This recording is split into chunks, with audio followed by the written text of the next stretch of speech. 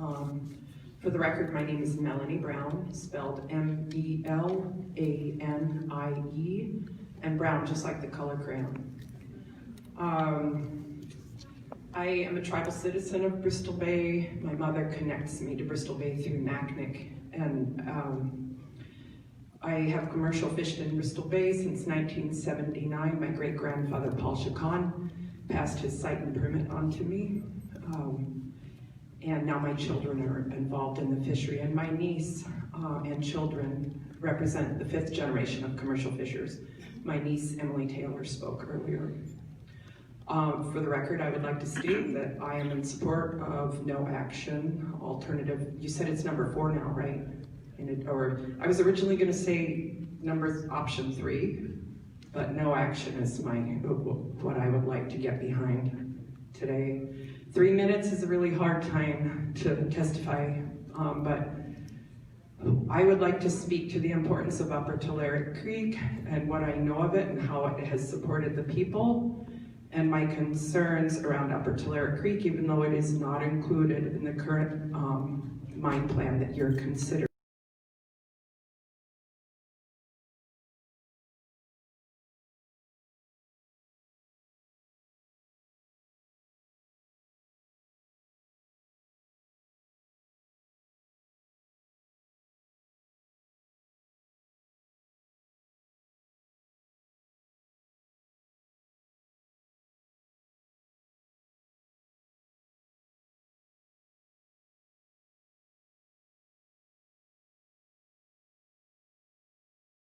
Creek and the North Fork of the Chythlook, and the North Fork of the Chythlook is going to be impacted, and so I can't help but think that Upper Tulare Creek will be impacted as well, especially, you know, the deeper the digging goes. I wish I was in a position to speak with scientific certainty, but I really feel strongly about the importance of the land and what it provides for the people. And I think it's really easy to underestimate tundra and its biodiversity and richness. And yeah, I don't know what else to say except that I think that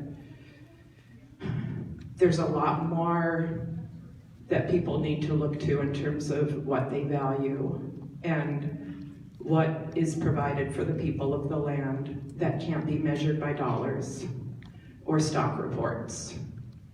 And my time's up. Thank you. Thank you very much.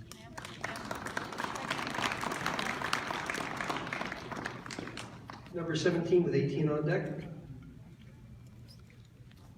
Good afternoon. My name is Bill Edwards. I am a born and raised Alaskan and a resident of Bristol Bay. I'm here today to tell you to pick the only feasible and environmentally defensible option, which is to put this EIS in the trash where it belongs. Alaskans have said no to Pebble Mine over and over. Every time you hold a hearing, Alaskans show up and say no to this damnable, indefensible mine. We've been through this before. When the oil terminal was proposed in Valdez, we were bamboozled with promises of state-of-the-art technology, comprehensive contingency plans, and not one drop of oil hitting the Sound. We all know what those promises were worth. And here we are today, hearing exactly the same thing, just about verbatim. And we know what those promises are worth today. There is, however, one difference between then and now. Exxon at least had to do their own lying. Today, the Pebble Partnership has you people to do it for them. You know this is a sham permit application. You know Tom Collier and Mark Thiessen have been telling their bankers that this mine will last generations, that it will expand into the Queechak watershed, that it will generate an order of magnitude more waste than your EIS evaluates. And yet, you have accepted their charade and regurgitated it in your sham of an EIS. You know these tailings dams will be on the landscape forever, and yet you make Pebble's lies your own and limit your analysis to 20 years worth of risk exposure. You know tailings dams fail catastrophically all the time, and yet you blithely ignore that risk. You know the Pebble Partnership has not demonstrated the financial feasibility of their proposed mine, and yet you move ahead anyway. You know this is not a real mine plan. You know it is a marketing document. We know what you're doing here. You are bulldozing this process just like you want to bulldoze Bristol Bay. When Tom Collier said nobody gives a rat's ass about Alaska, he was describing you people to a T. You should think about what you're doing here. You want to hurt thousands of hardworking Americans so some Canadian mining executives can get obscenely rich. You're putting a Canadian mining company ahead of people who make our lives here, ahead of cultures that have been here since before the written word existed. You want to replace one of the last, best wild fisheries in the world with a giant, dirty hole. This is my home. It is the only place in the world I want to live. There is no other like it.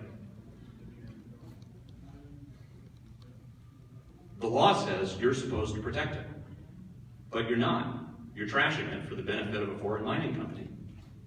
When the dams break and the tailings flow down the Nushagak River and into Lake Iliamna, we're going to remember some names.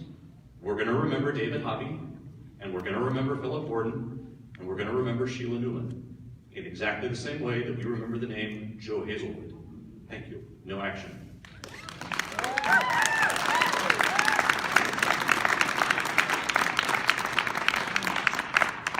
Number 18, 19 on deck.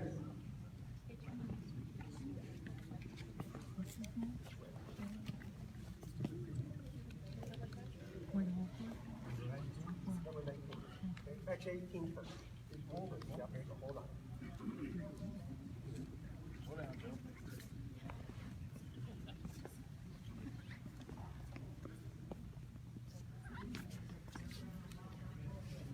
My name is Rick DelKittie.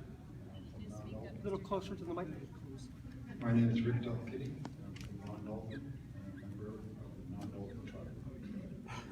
I ask you to select the no action alternative. Here are the reasons why. The impacts that are in that region, that frying pan area, will outlive everybody in this room. The proposed line and the transportation corridor, the icebreaker, and the ferry will be in the path of the sockeye when they migrate through that area. And yet again, one more time, they must go home to their spawning grounds. And the icebreaker will be in their path. This will be one too many. There are seals there also, and they go to open water. They also will be in harm's way. The people in the respective communities on this lake travel on the ice. One person from any one of the villages drowned will be one too many. The proposed road site that's home of the sockeye, those are spawning grounds. This region is on the ring of fire, and we're also on a fault line. March 27, 1964. We had 7 feet of ice on 6 Mile Lake, and it broke that ice. As we all could remember, in recent times right here in this region, 7.1, earthquakes are happening in areas where they never happened before. Some of the leadership in the region that share my vision on this requested for an extension. And if granted, 1 year will not be enough. Our culture resources is sustainable. Like my fathers and forefathers and ancestors before me, with all their struggles and all their trials of life, and what that region has to offer was passed on to the next generation. This is all put at risk. If there's failure in one of the components in this plan, for all those who support this idea will have their name written all over it. And I'll be there to tell you, I told you so. If not, one of my kids will. So I ask, is this in the EIS? This is why I will fight until I can't fight no more forever.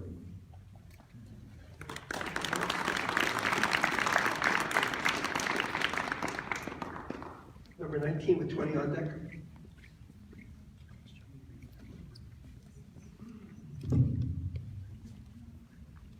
Good afternoon. My name is Joe Chythlook, Chairman of BBNC Board. I spoke to you at News Chythlook some time ago, and I'm here to reiterate the fact that since 2009, BBNC has been opposition to the mine, and we remain as an organization opposed to it. We've been to most every meeting that we can attend to voice our concern for the mine, as you've heard from people today. As you've heard today, EIS's process is moving too fast. And we need to slow it down, allow more people to study it and see what effects it may have, and have more people, give more people time to say and share their concerns. And I hope from my observation, there's been overwhelming majority of Bristol Bay residents and maybe perhaps even Alaskans who have spoken against the proposed Pebble mine. I hope you are listening to them. And as I mentioned in News Chythlook, as simple people who live in the village speak to you, I hope that you take their comments very seriously and not treat them as just an anecdotal piece of information, as often the case is when our people speak about their lifestyle, their what effects this mine may have on that. So I hope that you will listen to them. And then the concern that we all share as local people in Bristol Bay is the forever effects the mine and the footprint after the mine is all done will have on our land. If you want to find an example of what an ugly footprint looks like, go over to Platinum, Alaska, and look at the old platinum mine site that is left by people who mined over there for 30, 40 years and left an ugly environment for people who live in the area. And then also to look at what effect the mine has had on the people there as well. They're not living any better than what they were before the mines took place over there. So please, I guess my final plea is keep the land that I treasure as myself has always been. If you haven't listened to my ad on TV, please listen carefully to it. We want to keep that land forever as it has always been. Thank you very much.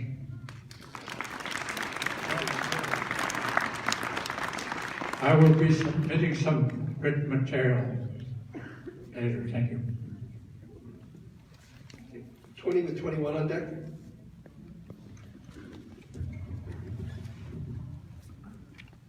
Good afternoon. Thank you for allowing me to speak. My name is James Covey. I'm a 38-year resident of Alaska. I retired 7 years ago, and although I could have had my expenses reimbursed for a move back to the lower 48, my wife and I never considered a move out of this beautiful state. Our 3 kids were all born and raised here. They went to college in the Midwest, and all 3 returned to Alaska where they could enjoy the great outdoor activities they experienced while growing up.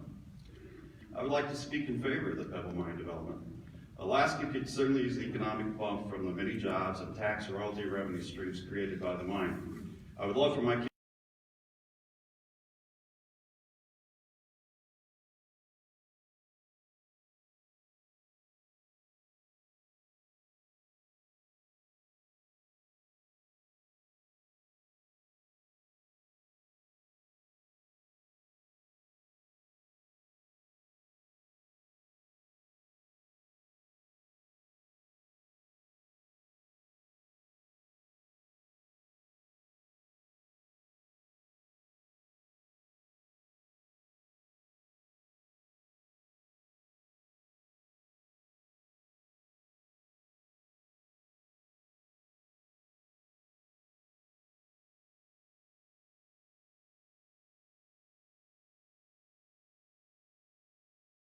of leaky pipelines operating on a daily basis across the tundra in northern Russia and in the jungles of South America. Oil wells in a good part of the world either have blackened soil or even standing puddles of oil surrounding the wellheads. Similarly, we've all heard how holding dams for open pit mines have burst around the world, causing environmental disasters. That's why we need to build these mines in places where proper regulations can ensure the protection of our environment. I encourage you to accept this comprehensive draft EIS as final and to approve the permits required to make the Pebble mine a reality. Thank you for your time today.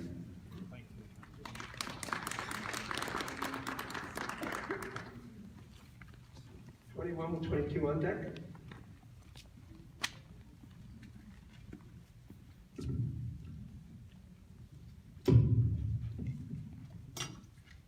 I'm a little short. Good afternoon. My name is Pauline Carr. That's P-O-L-L-Y, Carr, and I have lived in Alaska for 20 years. Like the person that just testified before me, I'm also a parent, and I am now raising an 8-year-old daughter here. Her first solid food was wild Alaska salmon. I have picked fish from nets and hung strips to dry in the summer in Bristol Bay with friends. I'm 100% opposed to the Pebble mine. And I am here today because I believe that your draft environmental impact statement is both a failed product and a failed process. For example, the DEIS does not cover the total copper and gold deposits in the region. We know Pebble plans to expand. So this DEIS does not assess the full impact of this proposal. In addition, this DEIS fails to acknowledge the $1 billion plus contribution to the economy by the Bristol Bay fishery. It's an overall inadequate document.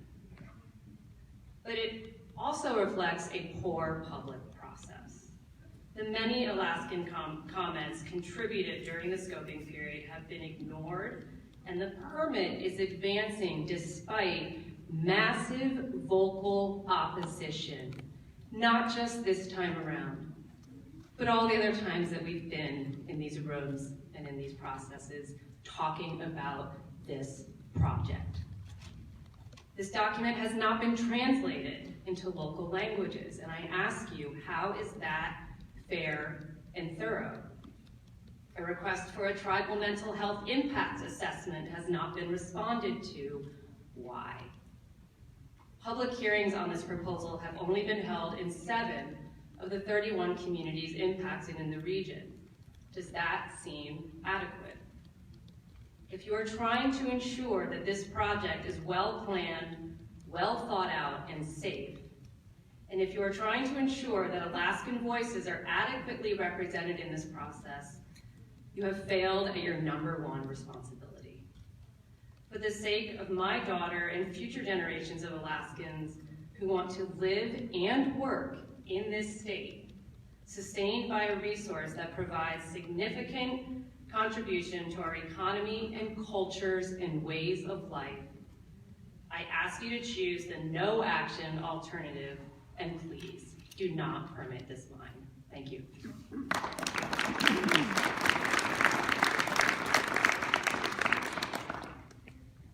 To 23 on deck. I was originally 54, I believe. My name is Sam Snyder. Last name is S-N-Y-D-E-R. And I guess I'll keep the parent theme rolling for a few minutes. This morning, as I was getting ready to come here and had to leave before they left for school, my 8-year-old son said, "Dad, you're going to another hearing. There's going to be another rally. We have to keep saying no to this mine." But yet here we are, again, and again, and again. It's like Groundhog's Day. Only somehow the reviews and the product that we're being asked to take an honest look at are not honest, they're not adequate, and they wouldn't stand up to the basic standards of peer-reviewed science. I've spent the bulk of my life studying the intersections of trout, salmon, and human communities. I have a PhD in it. If I passed this off to my PhD committee 10 years ago, they would have told me to go back to the drawing board. They would have told me to redo my assumptions. They would have told me to go back to the field and collect more data. I studied how we fix broken systems for so long. That got tiring. We are fixing so many systems across the West and spending billions of dollars doing it and not having much success. The costs, both socially and economically, continue on. In most cases, full recovery from development and impacts of basic human life, roads, bridges, culverts, these things don't go away. It's long, it's lengthy, and recovery is rare. And that's not counting dams, mines, the stuff that doesn't go away, that's hard to repair. In Bristol Bay, we have the chance to never have to restore again. You've heard from scientists about how this is a functioning ecosystem. What concerns me is that this EIS fails to consider the functioning of that system. It's based on inadequate data, some of which produced by Pebble. Some of that data is really good, but it tells us that this is clean water and this mine is going to produce acid, and we're going to have to deal with it for generations upon generations in perpetuity.